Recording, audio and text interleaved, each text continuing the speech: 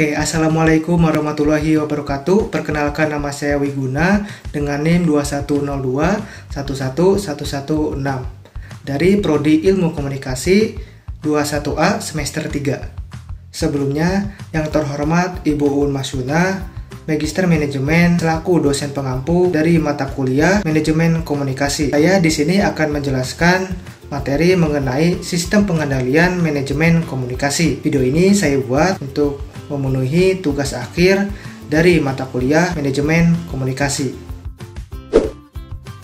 Baik, yang pertama saya akan menjelaskan terlebih dahulu makna dasar sistem pengendalian manajemen. Menurut Hansen dan Woman 1996, pengendalian adalah proses penetapan standar dengan menerima umpan balik berupa kinerja yang sesungguhnya dan mengambil tindakan yang diperlukan. Jika kinerja tersebut berbeda secara signifikan dengan hal-hal yang telah direncanakan sebelumnya. Dengan demikian, pengendalian adalah proses untuk mengarahkan organisasi mencapai tujuan yang telah ditetapkan. Pengendalian manajemen tidak berarti bahwa setiap tindakan kegiatan harus sama dengan rencana. Pengendalian dapat berubah karena perbedaan waktu antara rencana dan kegiatan. Baik, yang selanjutnya saya akan menjelaskan tipe pengendalian manajemen. Tipe pengendalian manajemen dapat dilakukan menjadi 3 kelompok, yaitu yang pertama, pengendalian preventif. Pada tahap ini, pengendalian manajemen berkaitan dengan perumusan strategi dan perencanaan strategi yang dijabarkan dalam bentuk program. Yang kedua, pengendalian operasional. Pada tahap ini, pengendalian manajemen berkaitan dengan pengawasan pelaksanaan program yang telah ditetapkan melalui alat berupa anggaran. Yang ketiga, pengendalian kinerja.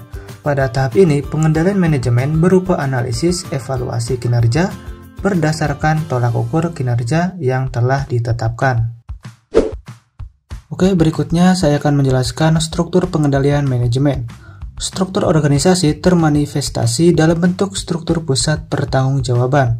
Nah, tujuan pusat-pusat pertanggungjawaban tersebut adalah yang pertama, sebagai basis perencanaan, pengendalian, dan penilaian kinerja manajer serta unit organisasi yang dipimpinnya. Yang kedua, untuk memudahkan mencapai tujuan organisasi. Ketiga, memfasilitasi terbentuknya goal congruence. Yang keempat, mendelegasikan tugas dan wewenang pada unit-unit yang memiliki kompetensi sehingga mengurangi beban tugas manajer pusat. Kelima, mendorong kreativitas dan daya inovasi bawahan. Yang keenam, alat untuk melaksanakan strategi organisasi secara efektif dan efisien. Dan yang terakhir, sebagai alat pengendalian anggaran. Baik, berikutnya yang terakhir saya akan menjelaskan esensi pengendalian manajemen komunikasi. Pengendalian manajemen adalah proses yang dilakukan manajer dalam mempengaruhi anggotanya untuk melaksanakan strategi organisasi. Nah, berikut beberapa esensi pengendalian manajemen. Yang pertama, sifat keputusan. Keputusan pengendalian manajemen dibuat dalam kerangka kerja sesuai dengan strategi organisasi. Nah, tanpa pedoman yang jelas, manajer tentu akan sulit menjalankan pengendalian manajemen yang benar. Dalam hal ini, manajer mempunyai pertimbangan yang bisa saja berbeda dari yang telah ditetapkan, asalkan baik untuk peningkatan prestasi unit bisnisnya. Yang kedua, sistematis dan ritmis. Dalam proses pengendalian manajemen, keputusan yang dibuat berdasarkan prosedur dan jadwal yang dilakukan berulang-ulang. Yang ketiga, pertimbangan perilaku. Proses pengendalian manajemen melibatkan interaksi antar individu dan interaksi tersebut tidak sistematis. Seorang manajer mempunyai tujuan, oleh karena itu manajer harus menyelaraskan tujuan perusahaan secara keseluruhan. Kemudian yang keempat, alat untuk mengimplementasikan strategi. Sistem pengendalian manajemen adalah alat untuk mencapai tujuan perusahaan sesuai dengan strategi yang telah ditetapkan.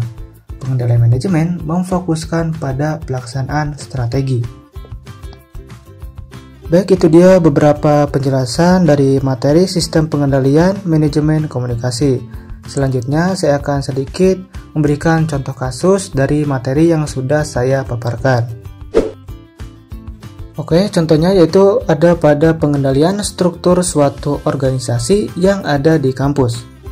Nah, setiap akan diadakan sebuah acara, sebelum pelaksanaannya, semua anggota termasuk jajaran dan ketua umum akan mengadakan kumpulan atau rapat untuk membahas acara yang akan digelar.